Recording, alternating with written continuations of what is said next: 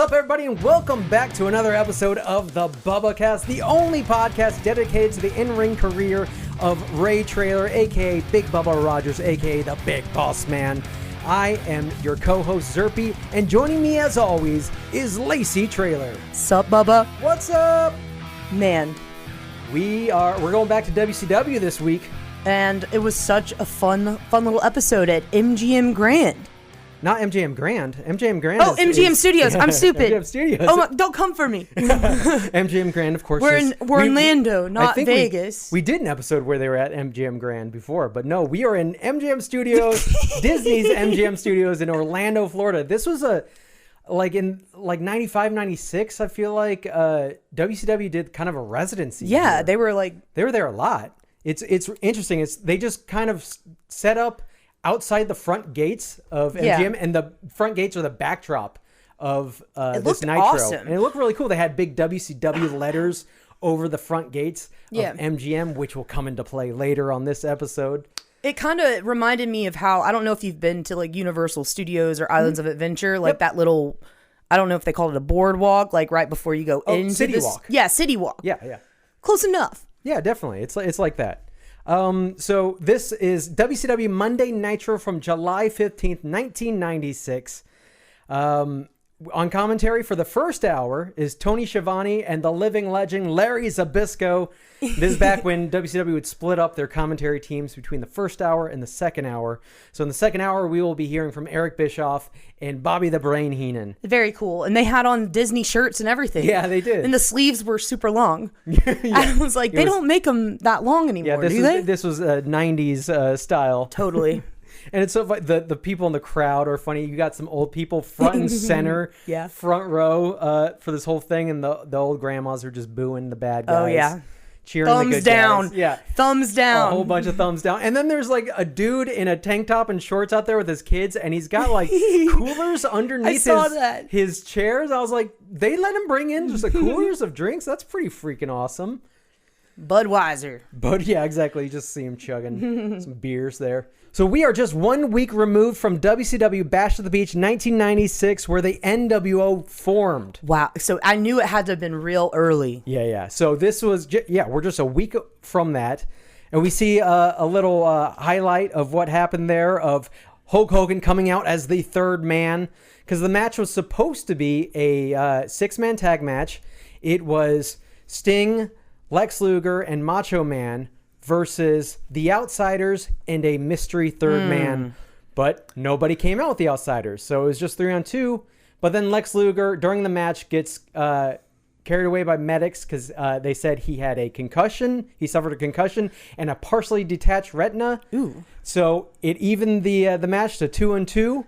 And then by the end, Hulk Hogan comes out. But which side is he on? And he was on the Outsiders side. And then he hit 3 leg drops on Macho Man Randy Savage. And that was the formation of the NWO. So we get a little recap of that at the top of the show. Larry Zbyszko suggests that he believes that the NWO might start recruiting more guys. And boy, was he right. Because later on, half the roster is part of the NWO.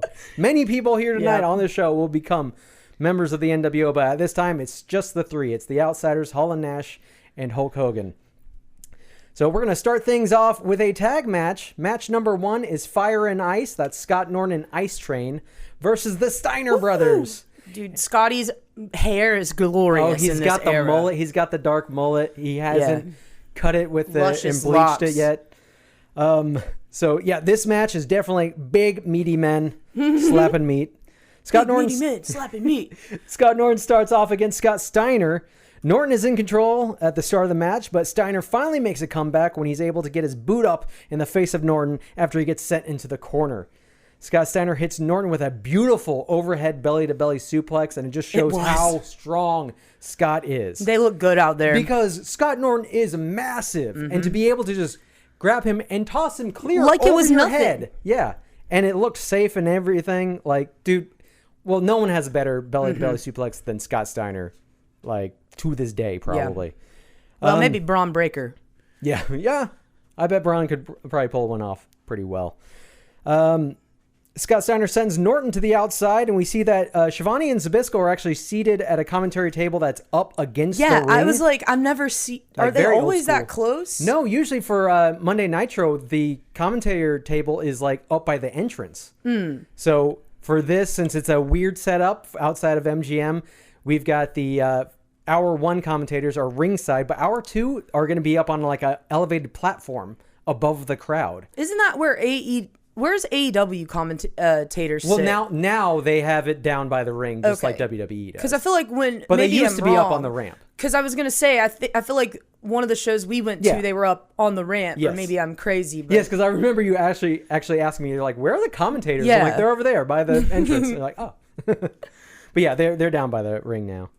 But yeah, for this, I thought that was interesting how, for that match, they're right there ringside and nearly like they couldn't be closer to it. You see like the timekeeper there, there's a woman that's sitting with them at the table, and like as they're fighting next to her, she's kind of like leaning over. And like, there's so much paperwork spread out on the desk. No, don't. That's my format. I need that. I need to know what's going on next. So analog. Ice Train gives Norton a little pep talk and sends him back into the ring. And then he tags into Ice Train, and we go to commercial break. And then back from break, we see it's Rick Steiner and Ice Train now, the legal man in the ring. Shivani tells us that the Steiner Brothers won a match last week to give them a tag title shot at Hog Wild against the Harlem Heat. So Hog Wild is the next pay-per-view, which... They only lasted 1 year as Hog Wild because they got sued, or they got a cease and desist from Harley Davidson. Oh. Because Harley Davidson owns the term hog in reference to motorcycles. Interesting. Because this Hog Wild would take place. Yeah. Well, then they renamed it to Road Wild. Because they're talking about Sturgis a lot in this. Because that's where it takes place. They did it for like at least 3 years, maybe in South more. Dakota. Yeah, they do it during the bike rally at Sturgis. That's the South only Dakota. thing I've ever heard of going down in South Dakota. Yeah, there's nothing else to do there. Just Sturgis once a year. So Teddy Long comes walking out to the ring. Commentary says that he might be out here scouting tag teams. Ice Train hits Rick Steiner with a big power slam. Now it's Rick's turn to hit Ice Train with an overhead belly-to-belly suplex, and he's not quite as strong as his brother Scott, and nearly drops Ice Train on his fucking head. Like, that was scary to watch. Yeah. Like, oh, he barely cleared that. Rick then goes for the pin, but Mr. Train kicks out at 2. I assume he likes to be called Mr. Train. Mr. Train. At one point, Scott Norton tries for a frog leap over Rick Steiner, but Rick grabs him out of midair and turns it into a power slam. That was fucking cool. It was cool. Scott Norton holds Rick Steiner down so that Ice Train can hit the ice splash, but Rick slides out of the way at the last second and pulls Norton into the path of the splash, so Norton takes it instead. Old switcheroo. Yeah. It was pretty smooth, too. I like that. Then Rick gets hit with a German suplex, Rick hits a German suplex on Ice Train, tries to bridge the pin, but he can't hang on to him. So he just gives up on like the bridge and then just rolls over and just does a regular cover. But Nick Patrick just keeps counting anyway. Yeah. And your winners, the Steiner Brothers. Woo. That was a great match. Yeah, it was a fun way to start off. Again, big meaty men slapping me. You know, Adam and I were watching this, and I was like, I bet you anything that me and the Steiner's kids were at Magic Kingdom or something. You guys were probably in the parks. Yeah, while they're shooting this. So as soon as the match ends, we immediately go up to the entranceway where Mean Gene is there, ready to talk to the Taskmaster Kevin Sullivan, Jimmy Hart, and Big Bubba Rogers of the Dungeon of Doom. I didn't know that was a thing.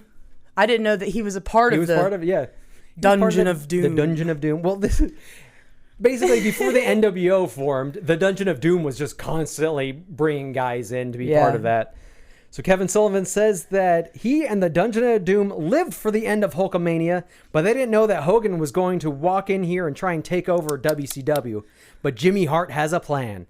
Mean Gene asks Jimmy what the plan will be, and we see Ice Train and Scott Norton come walking by them to the back, and they're just arguing with each other. They're pissed off. Scott Norton's pissed off because he thinks Ice Train just cost them the match. Jimmy Hart says, Mean Gene, Taskmaster said, Jimmy Hart, whatever it takes to destroy the 4 horsemen, we're going to get it done. If it takes money, we've got it. If I have to go out and recruit every professional athlete in the world to put into the dungeon, this is going to be our year. 4 Horsemen, it's over. Just then, the Faces of Fear, Meng and Barbarian, come out to join Kevin, Jimmy, and Bubba. One big Dungeon of Doom family. Aw. Mean Gene says, Bubba, we're going to see you in action later tonight. And then Big Bubba cuts a promo. So Lacey, please do us the honors. He looked juiced up during this. Lex, don't worry about Sting. Don't worry about the Outsiders. Don't worry about Hulk Hogan. You better focus all your attention on Big Bubba Rogers. The commission doctors have already said that you got concussion, a detached retina. I'm going to put you to sleep permanently. Whoop. Tonight on Monday Nitro. You can count on it, punk. Kevin Sullivan has something to say to Chris Benoit. If anybody saw the pay-per-view, Benoit, you got too personal with me now. And then Kevin Sullivan walks away. Big Bubba just yells, what about me? What about me?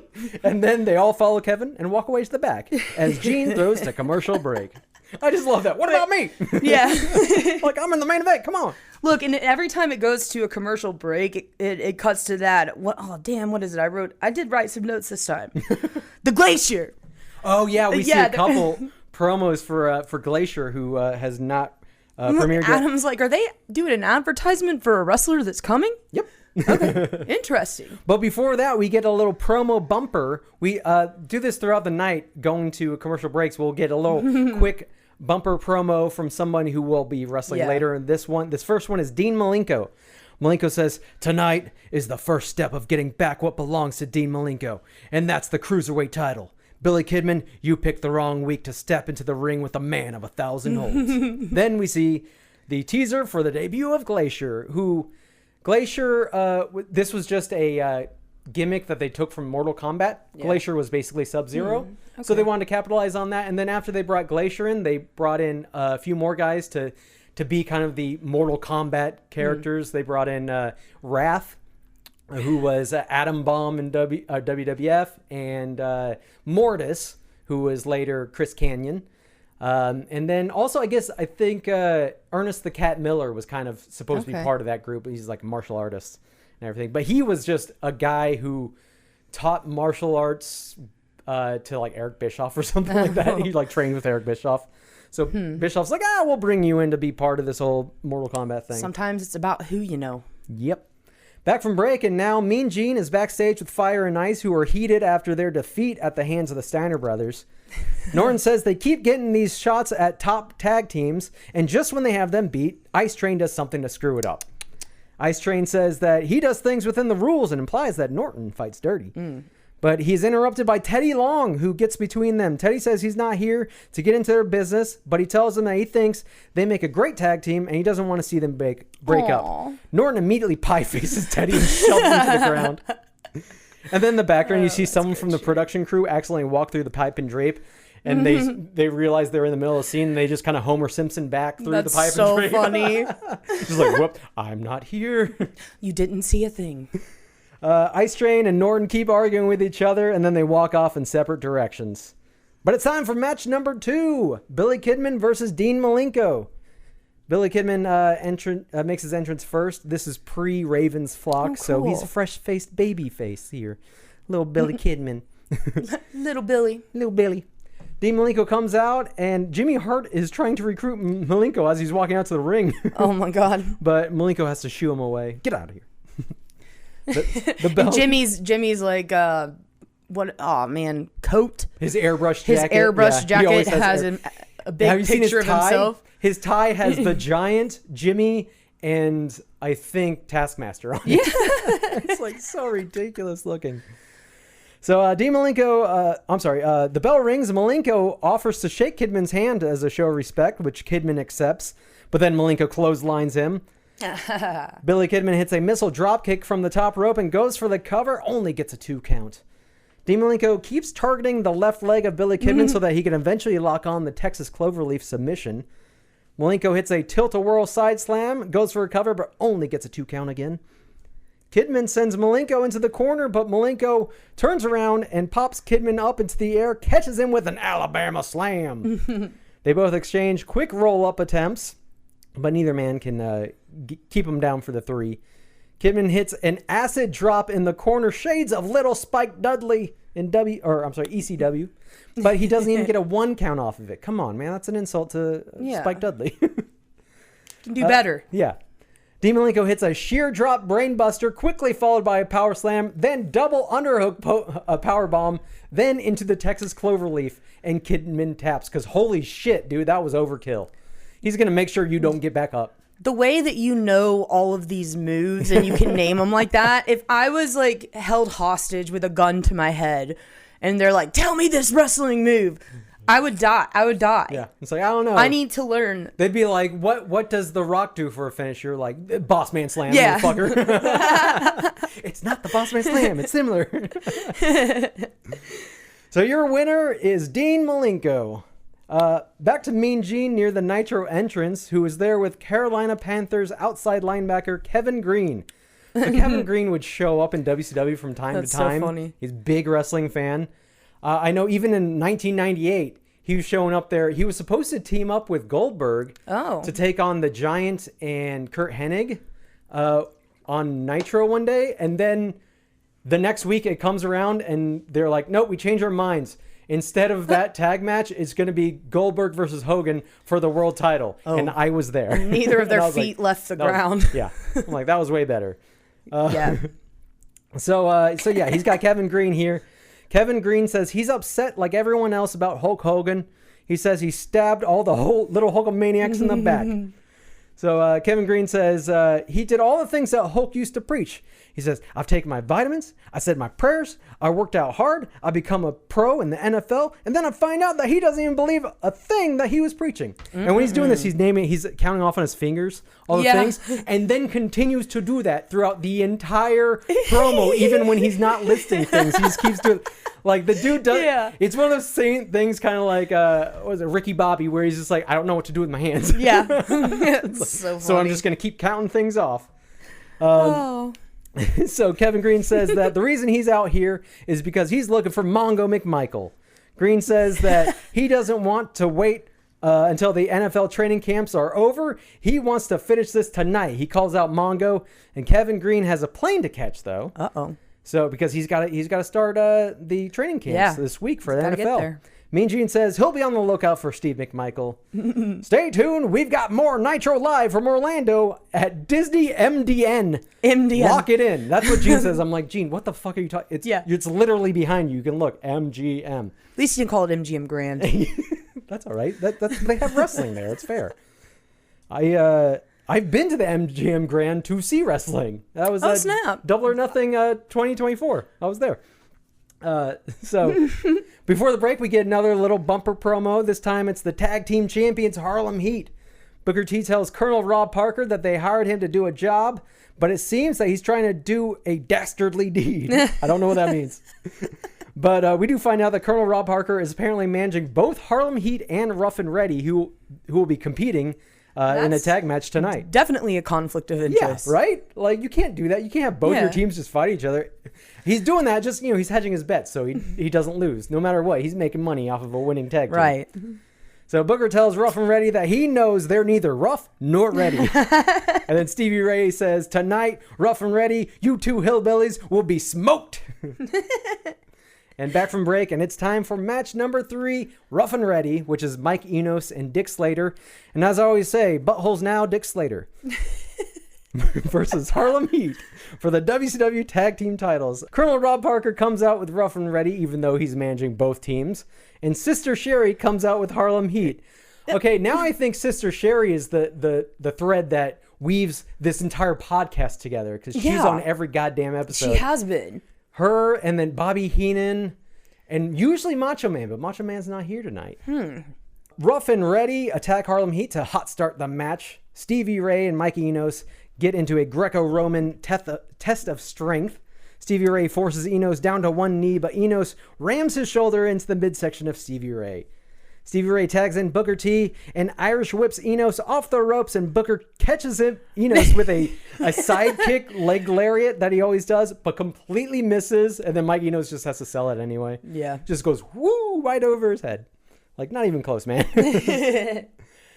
Dick Slater is tagged in, and he takes the fight to the outside. Mike Enos hits a scoop slam on Booker T on the concrete. He walks just a couple steps away from the mats and then hits him on the concrete. Like, that's gotta hurt. Then he rolls Booker back into the ring. The ref is distracted, trying to get Stevie Ray out of the ring as Booker T hits Dick Slater with a backwards low blow, just kicked up behind him, and then followed by a sidewalk slam. Goes for the cover, but only gets a 2 count. Mike Enos is back in the ring as the legal man. Booker T goes to bounce off the ropes behind him, but the stupid referee gets in the way, but he still manages to pull it off. Like, get the fuck out of here. Booker goes for the scissor kick on Enos, but only gets a 1 count, which is surprising because that's like one of his signature moves. Yeah. Get a little more than a 1 count. I say yeah like I know. You're like, I've never seen this guy wrestle before.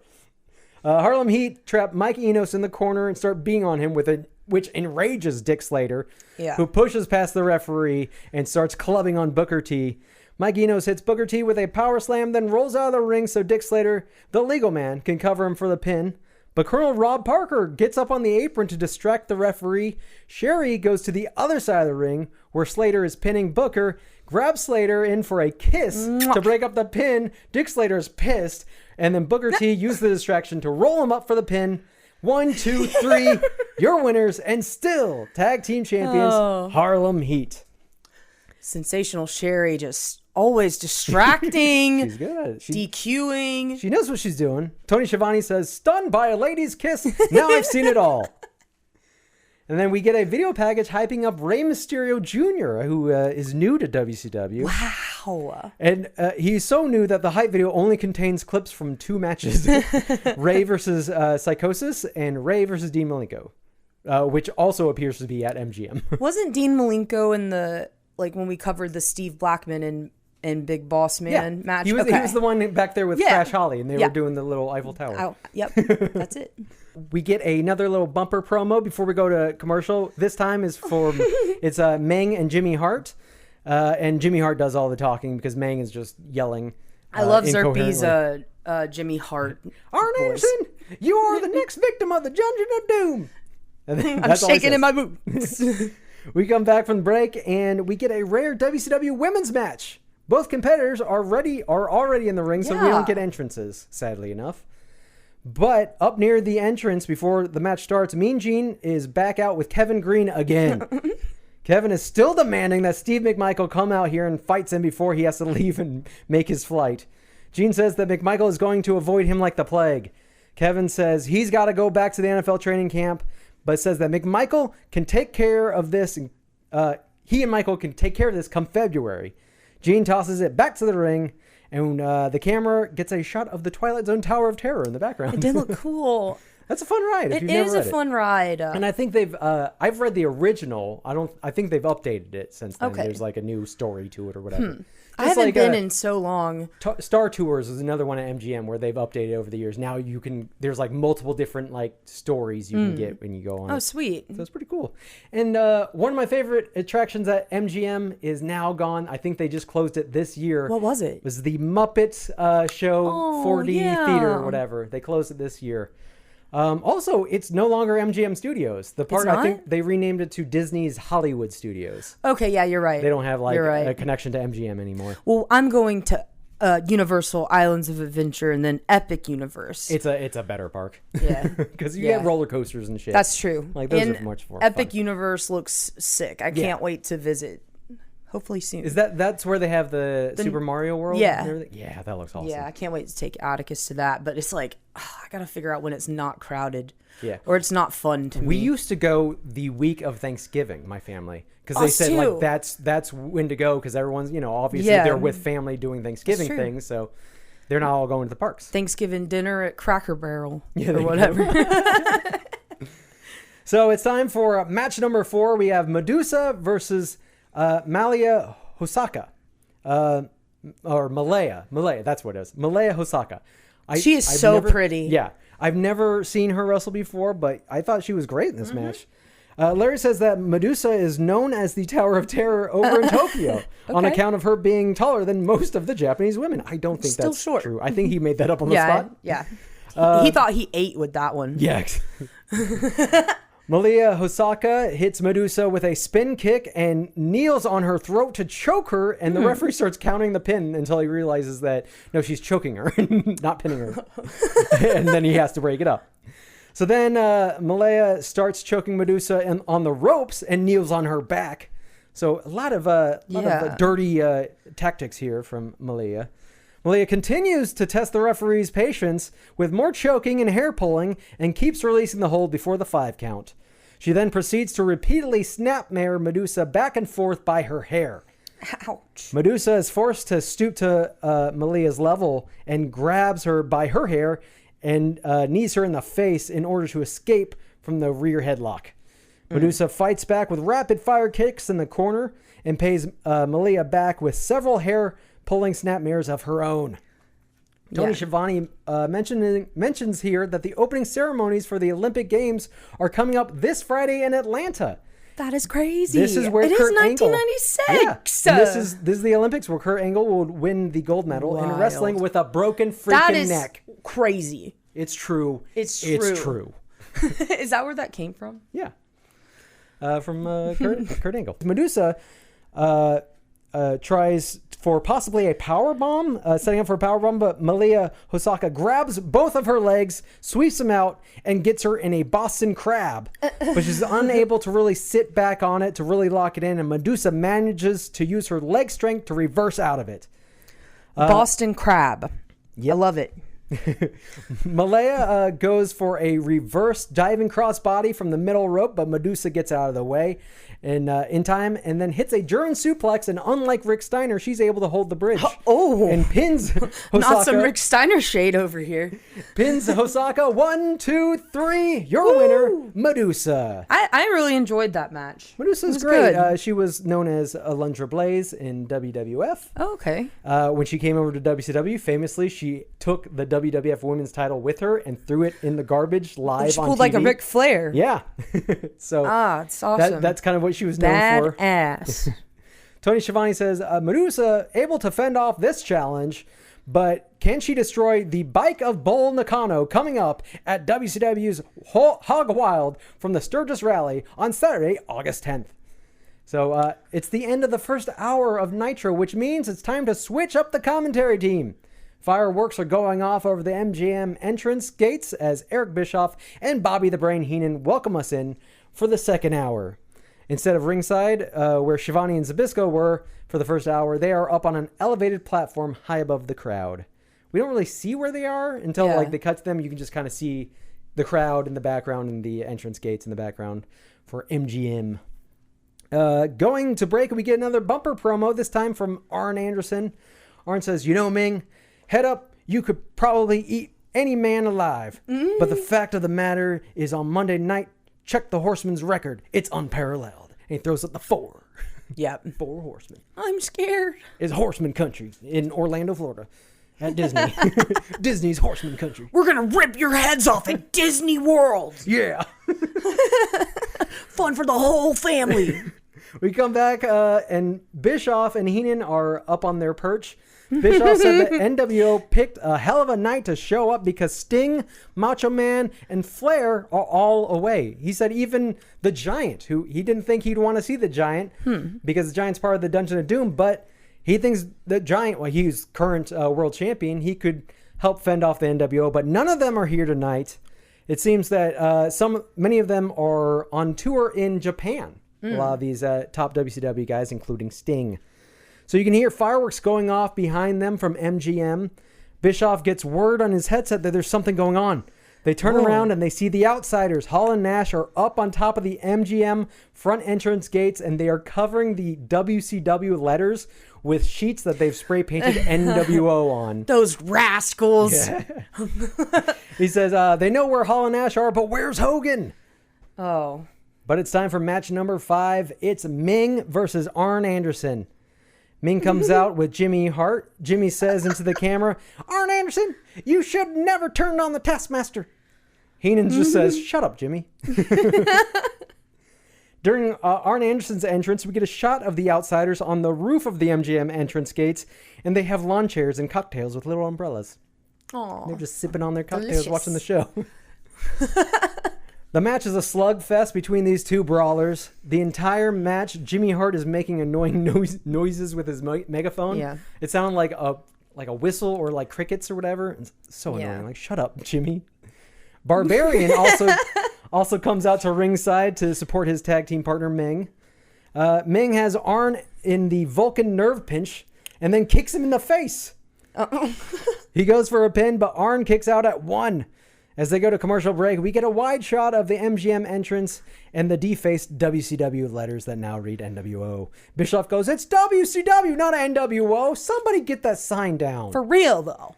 And Heenan goes, "Hey, don't shake this thing," referring to the elevated platform they're on. I think he's scared. He was of heights. probably serious. He's like, "I don't like it up here." Yeah. We come back from break, and it's still back and forth brawl between the two in the ring. Not a lot of wrestling moves, just strikes. Ming is blatantly choking Arn Anderson, but stops before the ref counts to 5. I have till 5, as Bryan Danielson says. Arn gets dumped to the outside, and Jimmy Hart comes over and starts taunting Arn by throwing up the 4 in his face, but he's doing it upside down. God damn it, Jimmy, shut up. Back in the ring, we finally see a wrestling move. Ming hits a vertical suplex on Arn Anderson, covers him for the pin, but only gets a 2 count.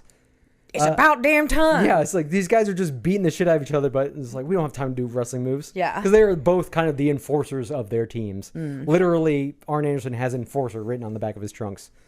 Ming follows it up with a backdrop suplex and then a back body drop. Jimmy gets up on the apron to distract the referee, which allows Barbarian to get up on the apron on the opposite side and clubs Arn Anderson in the back. This opens Arn up for a kick to the head from Ming. Dropping Arn, Ming goes to the corner like he's going to hit another move from the corner, but then he just changes his mind and goes for the cover and pins him 1, 2, 3. Like, okay, what was that all about? But your winner is Meng. Mean Gene welcomes us back from break, and he's near the entrance with the newest member of the Four Horsemen, Steve Mongo McMichael, with Pepe and Deborah. Yeah, sorry. Oh, Pepe. Pepe is there. He's got his little costume. He's got a little hat on. So cute. Mongo says that Pepe wanted to do a little sightseeing and chase that rat around the park, referring to Mickey Mouse, of course. Gene says that he knows that Mongo and Deborah showed up only now that Kevin Green has already left for the airport. Would you look at that? Yeah. Mongo says, if Kevin Green wants to fight, he shouldn't hang around back alleys. He should sign his name on the dotted line. And you've got Mongo, and he's got you. Deborah starts insulting Kevin Green, comparing his NFL career to Mongo's. She calls the Carolina Panthers a farm team for B players. Great. She says that her husband Mongo holds the record for the most consecutive starts in the NFL, the most games played in, the most sacks by a defensive tackle, and I don't even know how many times he's been in the Pro Bowl. I lost count. She lost count. She says Kevin is this is the WCW where the big boys play. So you need to pack up and go back to Carolina where all the little bitty farm boys are. Little bitty farm boys are. I don't think that was the line she seemed to stroke. She's like, little bitty farm boys. And Gene goes, farm boys? She goes, farm boys. Farm boys, yes. Which pops Gene. He gets a good laugh out of that. Mongo and Deborah throw up the 4s as we go back to the ring for the next match. Match number 6, we got Chris Benoit versus Eddie Guerrero. That's so funny. I texted David while I was watching this, or a picture of it. And I was like, watching your daddy wrestle, and he goes, "Oh yeah, not bad at all." And I was like, I read that in a Canadian accent. So of course these guys always have great matches. Even when they were, it was like ECW's One Night Stand where they wrestled each other. It's so good. They thought they had a horrible match. And like they really hated the match they had. And I thought it was pretty good. Like that's how good these guys are. For a bad match, it's still good. Right. And their chemistry is just so good. They were best friends. They're so young here. Because I'm like, oh man, I just really enjoyed watching this one. And it's funny. This is a babyface Eddie Guerrero and a heel Chris Benoit, who's part of the Four Horsemen. Yep. So at the start of the match, Benoit tells the ref to check Eddie's boots for a foreign object. And just as the ref starts to check, Benoit starts the match by attacking Eddie, of course. A little bit of distraction there. Check his boots. Check his boots. Eric Bischoff on commentary says that they refer to Chris Benoit as the human Wolverine. No, they don't. He's the rabid Wolverine, but whatever. The rabid Wolverine. Bischoff mentions that Sting and everyone are in Japan, and he wishes they were here tonight since the NWO are hanging around. And Heenan says, I hope they don't run out on us.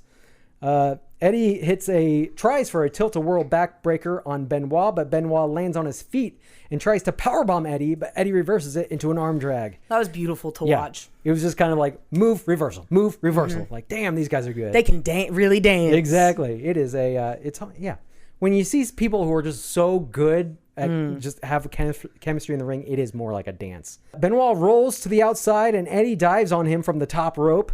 Back in the ring, and Eddie tries again for the tilt-a-whirl backbreaker and hits it this time.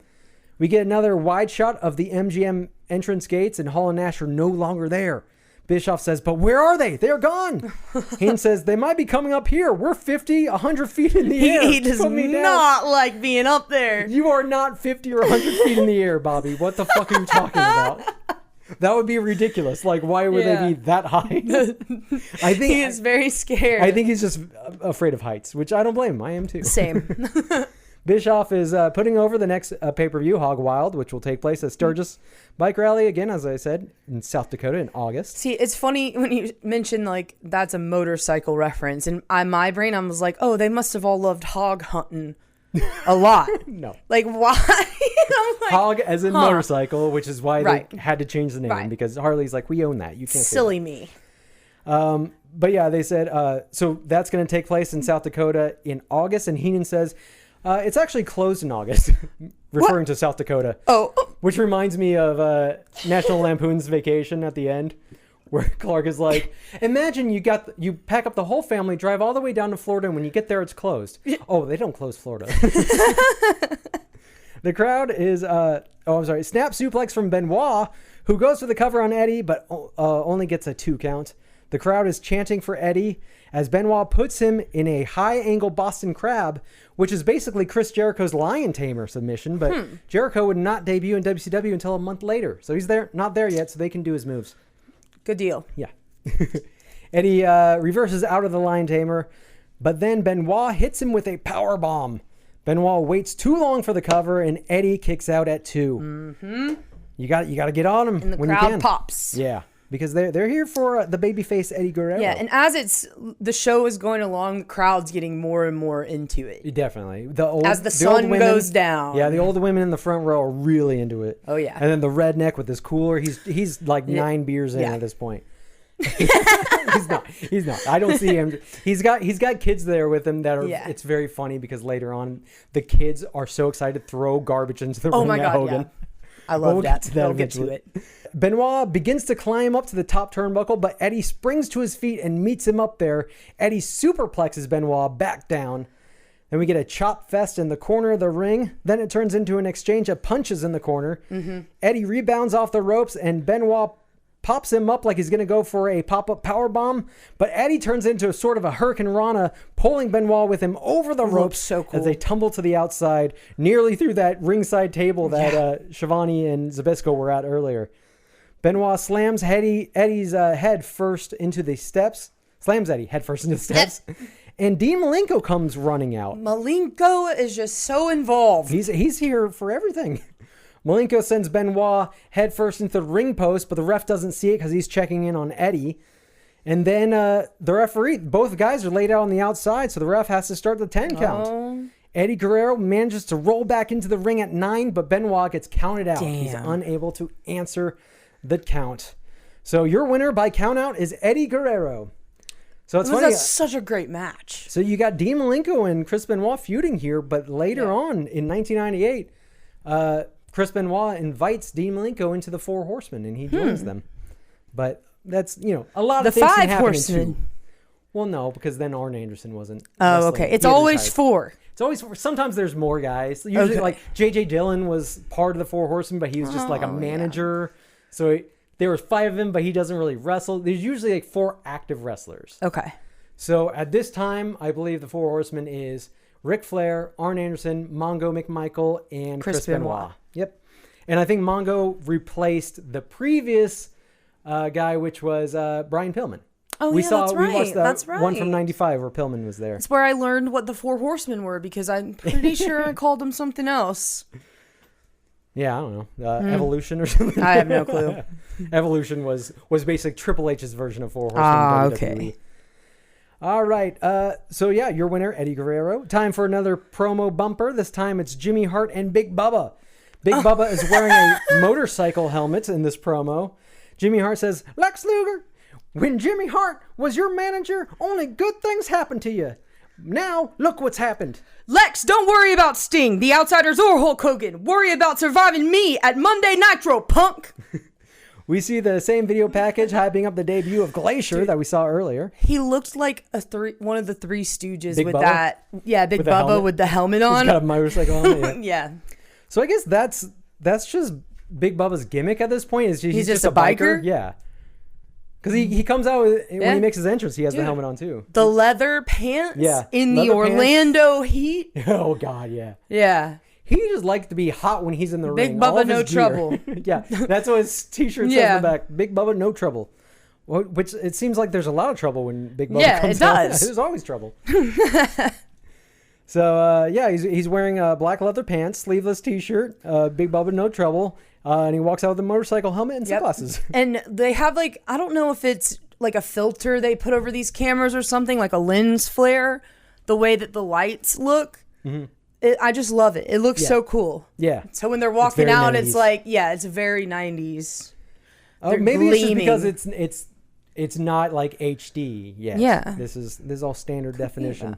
So as Big Bubba comes walking out for match number 7, the main event, it is Big Bubba Rogers versus Lex Luger for the WCW Television Championship. Lex is the current champion.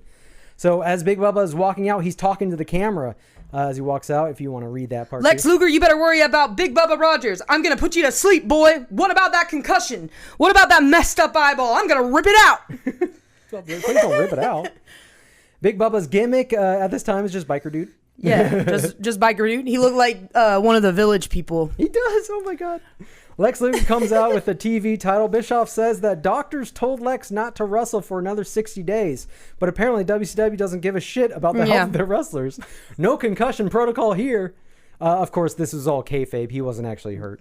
Interesting. There was just an excuse to get him out of the match at Bash of the Beach. Well, okay, good. Because I don't think, if he had a concussion, he should absolutely not be wrestling. His feet didn't leave the ground in this match until he did his little turbo arm jump. We'll get to it, but I actually pulled out my phone and was taking notes during this because, well, I was getting so pissed. It is a frustrating match here because as soon as the match starts, Bubba starts punching Luger in the ribs and then scoop slams him. Bubba begins to climb up to the top turnbuckle. What the fuck are you going to go do up there, Bubba? Yeah, he's you are too not a high big flyer. For that. Yeah, you are not a high flyer. What are you going to do? There's no place for Big Bubba. So Luger is back up to the feet, and he sweeps Bubba's leg out, so he falls back into the ring. Luger hits a back body drop, then dumps Bubba to the outside. Okay, no, this part, I was like, hold on a second. My back hurt watching this. Oh, yeah. Because it was like, he took that, what is the move Luger did on him? A back body drop? The back body drop, the way he hit it at that angle, like right on his tailbone.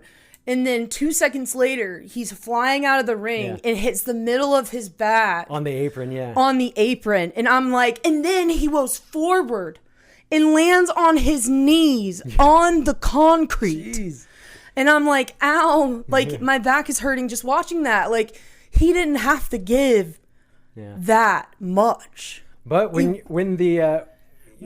the adrenaline is going clearly, like, and I'm like, how in the... You're just thinking full send, let's just make it, people are going to remember this, and it's like, no, it's not worth it. It's just Monday Nitro. Yeah, it's just Monday Nitro. Within a match that doesn't have a finish. And he was making Lex look so good that, like, I really appreciated, like, the craft in this match, because I'm like, man, it would have been such a boring match if he hadn't have been giving... all of that, but damn, that back. Yeah, ouch. Jimmy Hart comes over, tries to calm Bubba down, telling him, don't panic. And then he does a little thing. He's like, look at him, straight in the ice. And then he starts just waving his fingers each way, like almost like he's doing like a concussion protocol test on Big Bubba. And he's just staring at him like, okay. Yeah. And then rolls back into the ring. Bubba tries to slam Luger headfirst into the turnbuckle, but Luger blocks it and then hits him with a running forearm. Yeah, the running forearm. I put here, I go, isn't that supposed to be the forearm with the steel rod in it? He repaired his forearm in surgery. It has a steel rod. Shouldn't this be the bionic forearm that he used to end matches with? Luger goes for the cover, but Bubba kicks out at 2. So that confused me. Yeah. But he does it again later. We'll see. And that was like the most movement Lex has done in the match. Oh yeah, so Lex far. is really selling that he has like a concussion here. He every time he gets hit in the head, he's like dizzy and like can barely stand up. He's not moving around very quickly. Bubba hits Lex with a front suplex followed by multiple knee drops to the back of Luger's head. Luger is draped over the middle rope, and it's time for some vintage Bubba as he rebounds off the ropes and jumps on Luger's back, followed by the slide under the ropes and the uppercut. Looked so good. It's not a Bubba or Big Boss Man match unless he does those moves. Every single match. Pin attempt, but Luger kicks out at 2. We see an overhead shot from out front, and a limo has pulled up, and Hall and Nash have come out of the limo, and Bischoff asks who could still be in the limo. Well, who do you think? Yeah, and I put in my notes. Then there's these 2 guys again. These assholes. Yeah. Which of course they have just come over to WCW from WWF. This was Razor Ramon and Diesel, and that's why they're the outsiders. Yeah. They jumped ship. They're too cool for school. Exactly. Back in the ring, Bubba hits Lex with a headbutt, which can't be good for his concussion. No. Luger is knocked loopy and can barely stand. Bubba drops seeing him. birds. Yeah. Bubba drops him with a clothesline and goes for the cover. Again, only gets 2. Bubba hits a step-up enziguri, tries that, which always looks fucking cool. I was just going to say, I love when he hits that one. And he did that back when we talked about the one-man gang match. Like, he was hitting it way back then. And like, JR didn't know what to call it. Yeah, he called it a karate kick. The karate kick. Yeah. Karate kick. He goes for another pin, but Luger still manages to kick out. I love when he starts hitting him the uppercuts. Yes. Luger's flat on his back on the ground, and Bubba comes up and starts uppercutting him under the chin with closed fists, and the ref has to like yell at him, like, no closed fists, that's not allowed. But then Bubba gets in the face and threatens to punch the ref in the face too. Yeah. He's like, I wrote, the loaded forearm is the dumbest fucking thing I've ever seen. Oh, yeah. So Bubba gets Luger in a rear chin lock, moves his hands up to Luger's face, covering his nose and mouth so he can't breathe. Yeah. And then starts to headbutt him. We go to commercial break, and we come back, and Bubba has got Luger in the corner and then begins biting him. Yeah. He's like biting his forehead. What the world? Bubba talks too much, I put here, because we hear him tell Luger to get his boot up and then whips him into the corner, and Luger gets his boot up and catches Bubba in the face. Like, and at one point, he had like his hand over Lex Luger's mouth. Yeah. And I'm like, what is he doing? And Adam's like, he's licking his hand. But I thought that was really cool. That's a nice, subtle heel move where it's just like, ref may not clock it at first because it's like, oh, it was a rear chin lock, but no, you're covering his mouth and nose. He can't breathe. That's a fucking great heel move. And I wish I could have heard, like, because he was clearly talking smack to him in his ear at one point, and he had him pinned in the corner. Yep. Bubba Irish whips Luger. Then Luger ducks the clothesline, and they both come back and hit each other with a clothesline for a double down. The ref has to start the 10 count for the wrestlers to get back to their feet. The camera cuts to Hall and Nash, who are now walking into the arena from where the limo is parked. These guys. Back of the ring, Jimmy Hart is distracting the ref. Apparently, he threw something into the... Oh, yeah. You know, I did miss that forearm. You mentioned the forearm from Luger. Yeah. So he does hit the forearm this time. And Bischoff calls it the loaded forearm. Yeah, the loaded forearm. But I'm like, maybe used a different forearm than before? Because now it is. Because that's the only time his feet have left. Like, Adam is like, look, he can't... One foot stays on the ground. Yeah, that's true. At all times. And like that loaded forearm was like the quickest little whipping around I've seen him do. And yeah, that used to be his finisher for a while. Or a setup to the torture rack. But at this point, Jimmy Hart is distracting the referee. Apparently, he threw something into the ring. We didn't see it because they're cutting away to Hall and Nash walking in. And but Bubba doesn't get it. Lex Luger intercepts it. I think it was probably a roll of quarters. We don't really see it, but that was his gimmick. The roll of quarters. He was doing that for a while. So Luger uses it to punch Bubba and knocks him out. No. And then Jimmy Hart's like pointing at it. Yeah. And Luger's arguing with Jimmy Hart about it. Like, you threw it in here. It's just, I got to it first. But Luger's arguing with Jimmy Hart about the foreign object, and the Outsiders enter the ring and attack Lex Luger, causing the match to end in a no contest. You know, all that back injury to be interrupted by these jokers. Non-finished Dude, match. how many non-finished matches has my father? This could have been the match that he became the WCW television title or champion. What the hell? So, that's the end of the match. Finally, here comes Hulk Hogan, dressed in all black, walking from the limo. Surprise, surprise.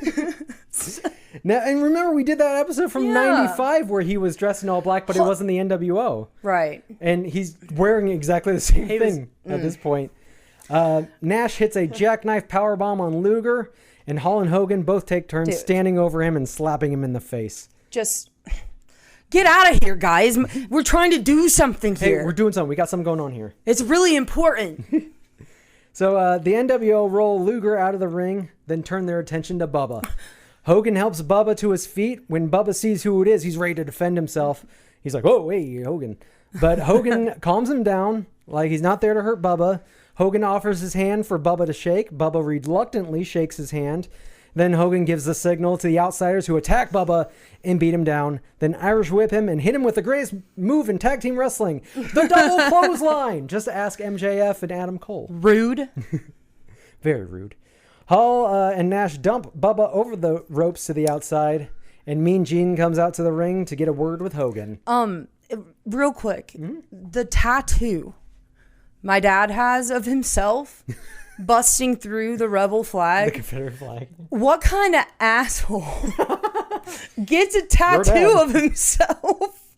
I literally thought it was Steiner. I didn't know it was him. I've never seen a tattoo. I didn't either. Like I thought it was, because I remember when he came home with it. I always hated it. I really mean this, but it looked more like Rick Steiner. That's funny. Than him, and I definitely told him that. Thanks, buddy. I didn't know you're such a fan. But of me. he was like, he explained it to me like, you know, I have to be my brand, my own brand. So I think he got it as like a confidence booster to himself. That's good. But I mean, it's unfortunate that's what kind of asshole flag, gets a tattoo of themselves, and that's all I'll say about that.